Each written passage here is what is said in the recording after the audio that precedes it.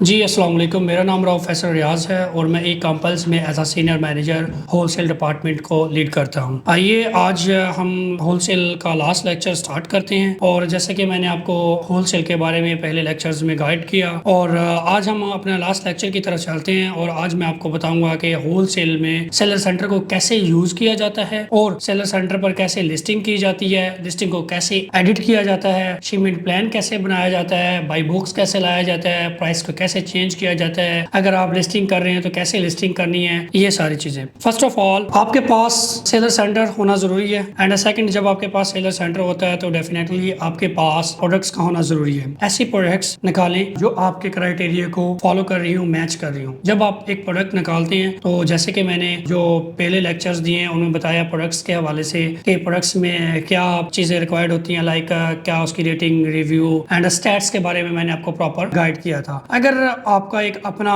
Criteria है और उस क्राइटेरिया पर आपकी प्रोडक्ट फॉल कर रही है तो देन आप उस प्रोडक्ट को इजीली सेलर सेंटर पर लिस्टिंग कर सकते हैं। जब हमारे पास एक प्रोडक्ट होती है उस प्रोडक्ट में आप कह लें कि आपके पास सप्लायर है, सबसे पहले तो होलसेल में आपके पास एक प्रोडक्ट होनी चाहिए, उसके बाद आप जिसको लॉन्च करने जा रहे हैं, लिस्ट करने जा रहे हैं, उसका सप्लायर आपके पास होना चाहिए और जो सबसे मेन चीज है जो मैं कंसीडर करता हूँ, आपके पास उस प्रोडक्ट के हवाले से प्रॉपर जिस ब्रांड से आप वो प्रोडक्ट परचेज कर रहे हैं उसका परमिशन लेटर होना चाहिए, लाइक LOA ऑथराइज लेटर, उसकी इनवॉइस, उसकी सप्लाई चेन जब आप उसको बाय करने जा रहे हैं। सबसे पहले जब भी आप कोई भी प्रोडक्ट को बाय करने जा रहे हैं आपने करना क्या है, आपने उसकी लिस्टिंग करनी है। अपने सेलर अकाउंट पर उसकी लिस्टिंग करें। लिस्टिंग करने के बाद आप उसको कम ज्यादा कम 1 या 2 दिन उसका वेट करें कि अमेजोन की तरफ से किसी किस्म की आपको मेल तो नहीं आ रही है लिस्टिंग के हवाले से, या फिर किसी भी ब्रांड जिस ब्रांड के आप प्रोडक्ट सेल करने जा रहे हैं क्या आपके पास उसकी तरफ से कोई वायलेशन या कोई मेल तो नहीं आ रही है। अगर ऐसी सूरत में कोई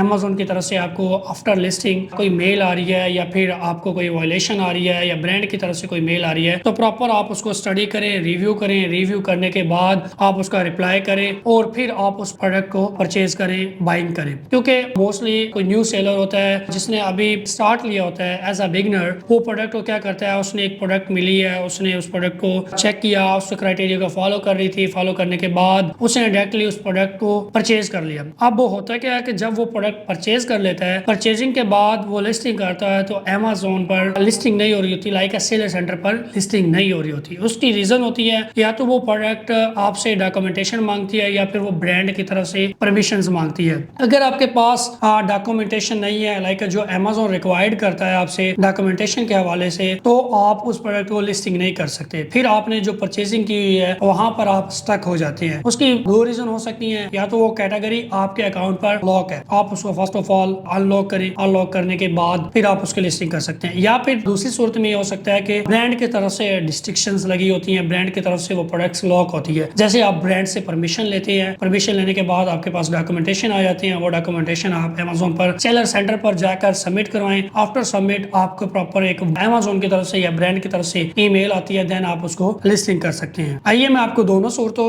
में चेक करवाता हूँ कि अगर एक प्रोडक्ट है हमने उसको लिस्टिंग कैसे करना है। दूसरा, अगर लिस्टिंग हो जाती है वो तो हमारे लिए के लिए डेफिनेटली हमारे लिए एक अच्छा सिनेरियो है, हम उसको लिस्ट कर सकते हैं, हम उसको सेल कर सकते हैं अमेजोन पर। दूसरा सिनेरियो में अगर आप देखें मोस्टली प्रोडक्ट्स हैं कि वो आपके सेलर सेंटर, अगर आपका न्यू सेलर सेंटर है जिस पर कोई रिव्यू रेटिंग नहीं है, जिस पर कोई सेलिंग हिस्ट्री नहीं है, तो उस पर आपको स्पेशली पाकिस्तानी आपके अकाउंट पर प्रोडक्ट्स पर इशू आता है जो डज नॉट क्वालिफाई का, या फिर प्रोडक्ट लिस्ट नहीं हो रही होती। फिर 2 ही सूरतें हैं, एक सूरत तो है आप ब्रांड से प्रॉपर उसके डॉक्यूमेंटेशन लें और दूसरी सूरत है कि आप उस कैटेगरी को अनगेट करें। अगर ब्रांड आपको प्रॉपर परमिशन नहीं दे रहा है, आपको डॉक्यूमेंटेशन नहीं दे रहा, तो आप उस कैटेगरी को अनगेट करके उस डिस्ट्रीब्यूटर से या होलसेलर से रब्ता करके उसकी प्रॉपर जो डॉक्यूमेंटेशन है वो करके फिर आप उस कैटेगरी को अनगेट करें। आफ्टर अनगेटिंग प्रोडक्ट्स देन आप इजीली सेलर सेंटर पर लिस्टिंग कर सकते हैं। सबसे पहले मैं आपको चेक करवाता हूँ कि लिस्टिंग होती कैसे है। आपके पास सेलर सेंटर होना मैंडेटरी है। आप अगर अमेजोन पर काम करना स्टार्ट कर रहे हैं, आप चाहते हैं कि मैं अमेजोन पर अपनी प्रोडक्ट को लिस्ट करूं और उससे वहां से अपना एक बिजनेस रन करूं, ये मेरा एक सेलर सेंटर है जहां पर आप चेक कर सकते हैं कि ये आपको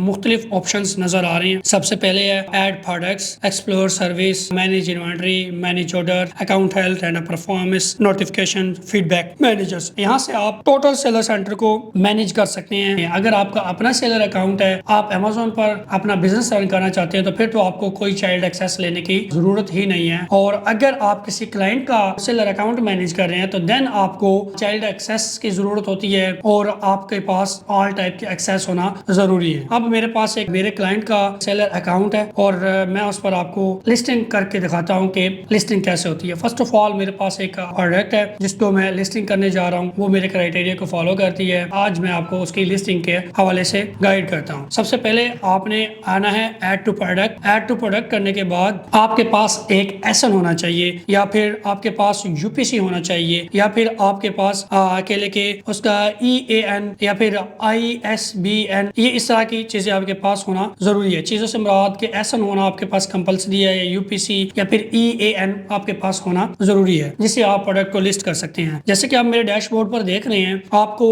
यहाँ पर डिफरेंट टाइप्स की ऑप्शंस नजर आएंगे। आपने क्या करना है, रिसर्च बार को छोड़ देना है, प्रोडक्ट्स इमेज को छोड़ देना है, आपने प्रोडक्ट IDS पर आना है। जब आप होलसेल की लिस्टिंग कर रहे हो तब जस्ट आपने यहाँ पर SN या यूपीसी उसका पेस्ट करना है। आफ्टर पेस्ट के बाद आपने किसी दूसरी चीज को नहीं छेड़ना है, जस्ट आपने वहां पर सबमिट का ऑप्शन आएगा, वहां पर आपने डन कर देना है। मसलन उसको आपने ऐड करना है। जब ऐड करेगा तो आपके पास एक प्रोडक्ट शो होगी, लाइक प्रोडक्ट की इंफॉर्मेशन शो होगी, जैसे कि मेरे डैशबोर्ड पर आप देख रहे हैं कि प्रोडक्ट इंफॉर्मेशन। उसके बाद वो आपको इसका SN बता रहा है, उसके बाद यूपीसी बता रहा है, EN बता रहा है, प्रोडक्ट का बेस्ट सेलर रैंक बता रहा है, उसकी लोएस्ट प्राइस बता रहा है और उसको कितने सेलर अमेज़न पर सेल कर रहे हैं, लाइक कितने लोगों ने उस प्रोडक्ट के साथ मीट किया है, आपके सामने शो करवा रहा है। ये चीज शो करवाने के बाद वो आपसे पूछता है कि select a condition and a sell a product. जब आप कंडीशन सिलेक्ट करते हैं कि आपकी कंडीशन कौन सी है, न्यू है, यूज्ड है, जो सी आपकी कंडीशन है आपने वही कंडीशन को फॉलो कर लेना है, उसी को सिलेक्ट कर लेना है। मैं आपको यही रिकमेंड करूंगा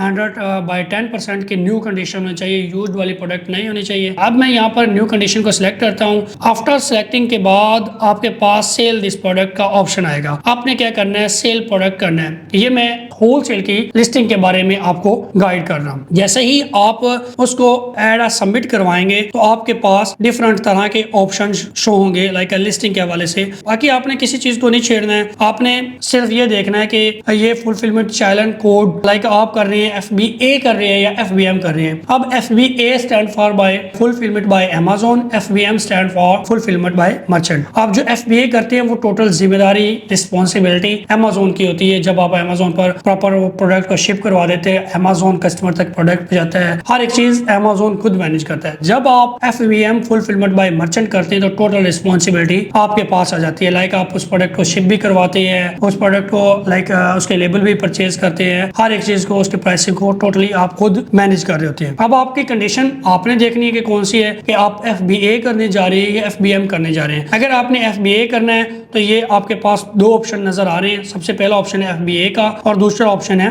FBM का। अगर आपने FBA करना है तो FBM पर आप सिलेक्ट करेंगे। सिलेक्ट करने के बाद वो यहाँ पर पूछ रहा है कि आपकी प्राइस क्या है। लाइक आपने पहले पीछे भी देखा होगा कि प्रोडक्ट की लिस्टिंग प्राइस थी और लोएस्ट प्राइस थी वो $28 की थी। तो मैं जब भी लिस्टिंग करता हूँ अपने किसी भी क्लाइंट की, मैं $1 या $2 ज्यादा प्रोडक्ट की प्राइस को कर देता हूँ। उसकी रीजन है कि जब आपके प्रोडक्ट सेल्स की तरफ जाते हैं, एक्टिव हो जाती है लिस्टिंग, तो आप $1-2 कम करते हैं तो सेम आप अपने कंपेटिटर की प्राइस पर आकर बैठ जाते हैं और फिर आपकी प्रोडक्ट्स पर सेल भी आती है। अगर आप उसको लोएस्ट प्राइस पर रखकर सेल करते हैं तो कल को उस प्रोडक्ट में सेलिंग प्राइस वार आ जाती है, या फिर हो सकता है कि आपको सेल ना आ रही हो तो आपको कम करनी पड़ती है प्राइस। तो फिर जो हमारी लोएस्ट प्राइस है हम उसको भी कम करते हैं तो डेफिनेटली हमारा जो प्रॉफिट है वो कम होता है। तो अभी मैं जैसे कि पीछे आपने देखा होगा 28 की थी, मैं इसको करता हूँ $30 की।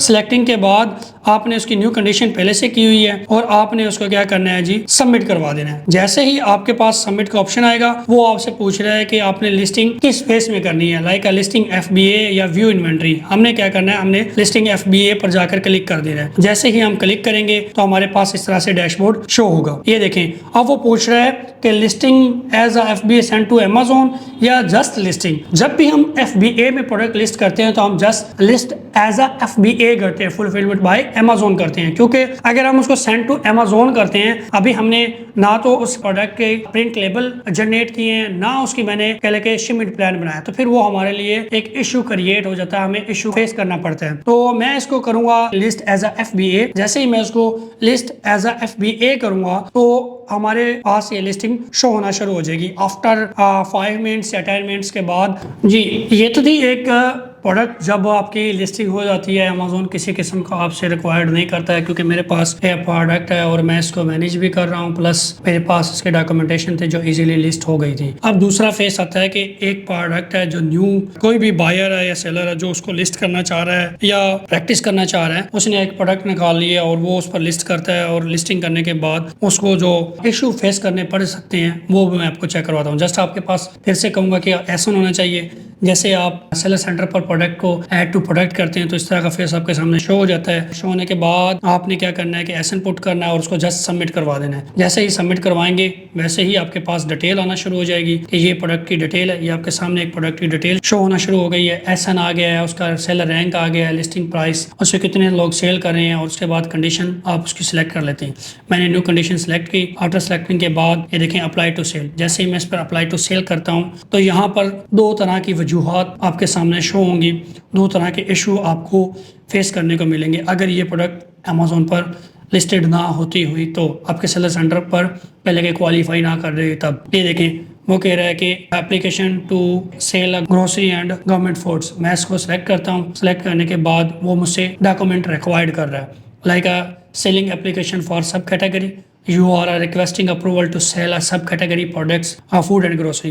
अब क्या हो रहा है यहाँ पर, जब कोई प्रोडक्ट आपके सेलर अकाउंट पर लिस्ट नहीं होती तो वो दो चीज़ें आपसे रिक्वायर्ड करते हैं। सबसे पहले डॉक्यूमेंट मस्ट मेड दी फॉलो रिक्वायरमेंट्स, के जो आपके पास डॉक्यूमेंट हैं जो मैंने रिक्वायरमेंट्स बताई हैं, लाइक अमेज़न आपसे कह रहा है कि वो आपके पास होना मस्ट है, ज़रूरी है। वो कह रहा है कि डेटेड ऑन और आफ्टर दिसंबर 2025 के 180 दिन की आपके पास 180 डेज की इनवॉइस होनी चाहिए। उसके बाद ये कह रहा है कि name and address and matching the information selling account, जो आपने प्रोडक्ट बाय किया है वो आप जो आपका सेलर अकाउंट है उसके साथ मैच होनी चाहिए।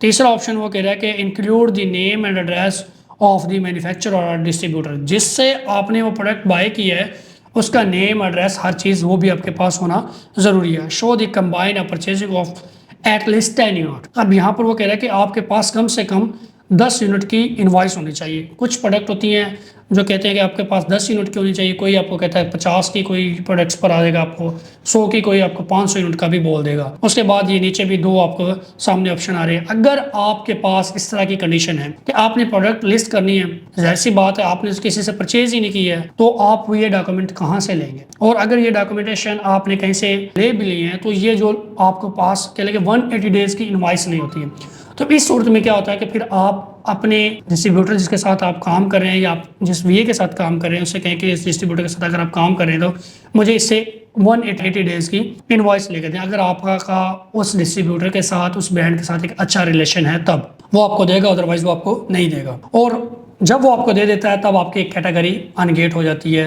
सारी चीज़ें ईजिली लिस्टिंग हो जाती है। अगर वो नहीं देता है तो आपके पास ये डॉक्यूमेंटेशन होंगे तब आप प्रोडक्ट को लिस्ट कर सकेंगे, अदरवाइज आप कभी भी प्रोडक्ट को लिस्ट नहीं कर सकते।